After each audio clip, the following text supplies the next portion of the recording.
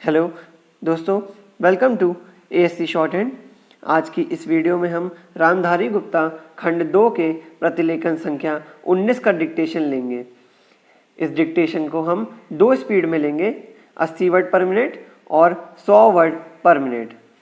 अगर आपको किसी भी आउटलाइन बनाने में समस्या आती है तो उसकी आउटलाइन आपको उसी शब्द के ठीक नीचे मिल जाएगी। 80 की स्पीड में आपका डिक्टेशन चालू होगा 5 सेकंड के बाद। तब तक के लिए आप रेडी रहिए।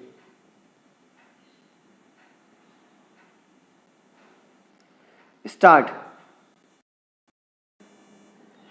आदरणीय साथियों, भारत में पंचायती राज की मान्यता सदियों से रही है। पंचों में परमेश्वर वास करता है, ऐसी हमारी मान्यता रही है। वेदों में कहा है कि 5 व्यक्ति समर्पित रूप से मिलकर यज्ञ को पूर्ण करें।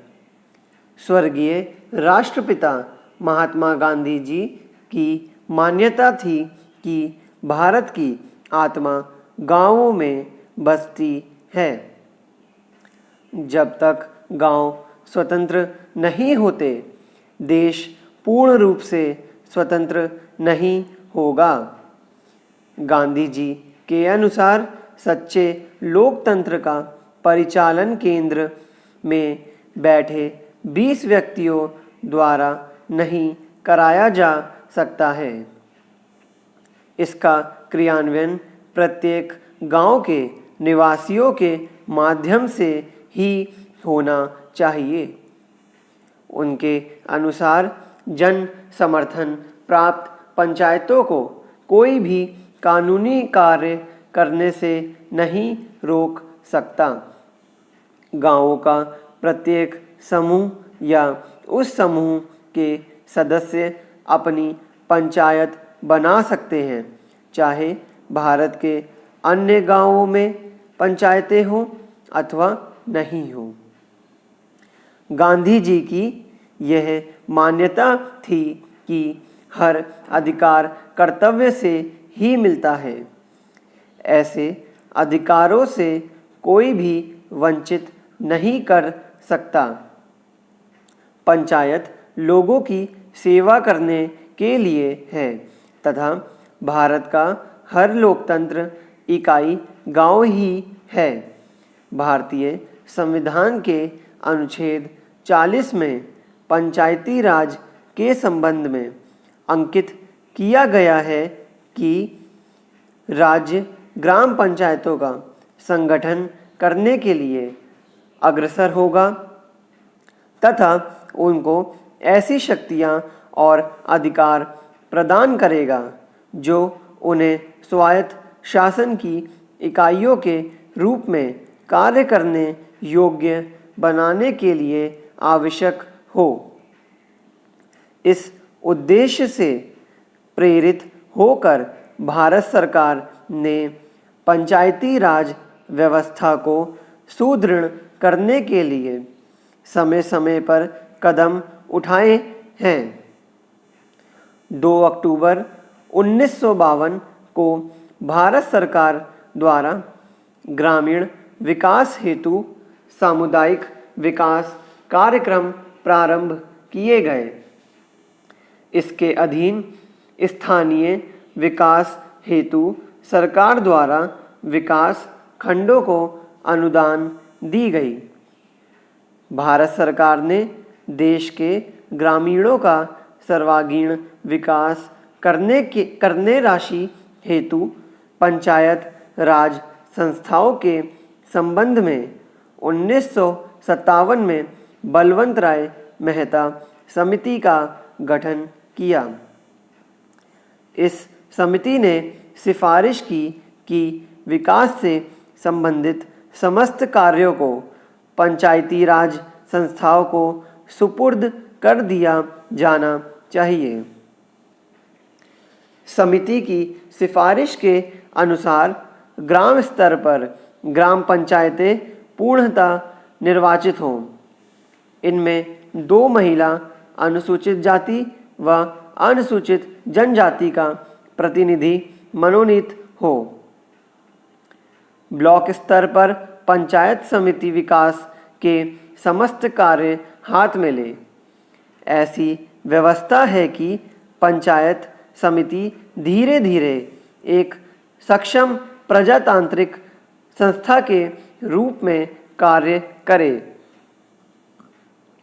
जिला स्तर पर पंचायत समिति में समन्वय रखने हेतु प्रत्येक जिले में जिला परिषद का गठन हो तथा उसमें सांसद, विधानसभा सदस्य भी सदस्य रहे।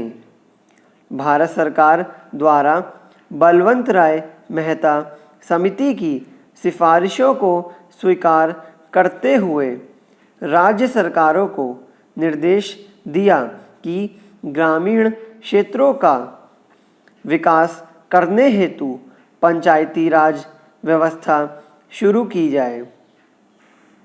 राजस्थान सरकार ने देश में सबसे पहले 2 अक्टूबर 1959 को नागौर में दीप प्रज्वलित कर त्रिस्तरीय पंचायती राज व्यवस्था आरंभ की। यद्यपि राज्य में ग्राम पंचायतें पहले से थी, ब्लॉक स्तर पर पंचायत समिति व जिला स्तर पर जिला परिषदों का गठन किया गया। वर्ष 1960 में प्रथम चुनाव हुए। स्टॉप। दोस्तों, इसी डिक्टेशन को अब हम 100 वर्ड पर मिनट की स्पीड से लेंगे और आपका समय चालू होगा 5 सेकंड के बाद। तब तक के लिए रेडी रहिए।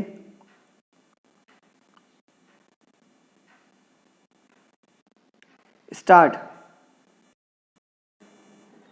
आदरणीय साथियों, भारत में पंचायती राज की मान्यता सदियों से रही है। पंचों में परमेश्वर वास करता है, ऐसी हमारी मान्यता रही है। वेदों में कहा है कि 5 व्यक्ति समर्पित रूप से मिलकर यज्ञ को पूर्ण करें। स्वर्गीय राष्ट्रपिता महात्मा गांधी जी की मान्यता थी कि भारत की आत्मा गांवों में बसती है। जब तक गांव स्वतंत्र नहीं होते, देश पूर्ण रूप से स्वतंत्र नहीं होगा। गांधी जी के अनुसार सच्चे लोकतंत्र का परिचालन केंद्र में बैठे 20 व्यक्तियों द्वारा नहीं कराया जा सकता है। इसका क्रियान्वयन प्रत्येक गांव के निवासियों के माध्यम से ही होना चाहिए। उनके अनुसार जन समर्थन प्राप्त पंचायतों को कोई भी कानूनी कार्य करने से नहीं रोक सकता। गांवों का प्रत्येक समूह या उस समूह के सदस्य अपनी पंचायत बना सकते हैं, चाहे भारत के अन्य गांवों में पंचायतें हों अथवा नहीं हों। गांधी जी की यह मान्यता थी कि हर अधिकार कर्तव्य से ही मिलता है। ऐसे अधिकारों से कोई भी वंचित नहीं कर सकता। पंचायत लोगों की सेवा करने के लिए है तथा भारत का हर लोकतंत्र इकाई गांव ही है। भारतीय संविधान के अनुच्छेद 40 में पंचायती राज के संबंध में अंकित किया गया है कि राज्य ग्राम पंचायतों का संगठन करने के लिए अग्रसर होगा तथा उनको ऐसी शक्तियां और अधिकार प्रदान करेगा जो उन्हें स्वायत्त शासन की इकाइयों के रूप में कार्य करने योग्य बनाने के लिए आवश्यक हो। इस उद्देश्य से प्रेरित होकर भारत सरकार ने पंचायती राज व्यवस्था को सुदृढ़ करने के लिए समय समय पर कदम उठाए हैं। 2 अक्टूबर 1952 को भारत सरकार द्वारा ग्रामीण विकास हेतु सामुदायिक विकास कार्यक्रम प्रारंभ किए गए। इसके अधीन स्थानीय विकास हेतु सरकार द्वारा विकास खंडों को अनुदान दी गई। भारत सरकार ने देश के ग्रामीणों का सर्वांगीण विकास करने राशि हेतु पंचायत राज संस्थाओं के संबंध में 1957 में बलवंत राय मेहता समिति का गठन किया। इस समिति ने सिफारिश की कि विकास से संबंधित समस्त कार्यों को पंचायती राज संस्थाओं को सुपुर्द कर दिया जाना चाहिए। समिति की सिफारिश के अनुसार ग्राम स्तर पर ग्राम पंचायतें पूर्णतः निर्वाचित हों। इनमें 2 महिला अनुसूचित जाति व अनुसूचित जनजाति का प्रतिनिधि मनोनीत हो। ब्लॉक स्तर पर पंचायत समिति विकास के समस्त कार्य हाथ में ले। ऐसी व्यवस्था है कि पंचायत समिति धीरे धीरे एक सक्षम प्रजातांत्रिक संस्था के रूप में कार्य करे। जिला स्तर पर पंचायत समिति में समन्वय रखने हेतु प्रत्येक जिले में जिला परिषद का गठन हो तथा उसमें सांसद विधानसभा सदस्य भी सदस्य रहे। भारत सरकार द्वारा बलवंत राय मेहता समिति की सिफारिशों को स्वीकार करते हुए राज्य सरकारों को निर्देश दिया कि ग्रामीण क्षेत्रों का विकास करने हेतु पंचायती राज व्यवस्था शुरू की जाए। राजस्थान सरकार ने देश में सबसे पहले 2 अक्टूबर 1959 को नागौर में दीप प्रज्वलित कर त्रिस्तरीय पंचायती राज व्यवस्था आरंभ की। यद्यपि राज्य में ग्राम पंचायतें पहले से थीं, ब्लॉक स्तर पर पंचायत समिति व जिला स्तर पर जिला परिषदों का गठन किया गया। वर्ष 1960 में प्रथम चुनाव हुए। स्टॉप।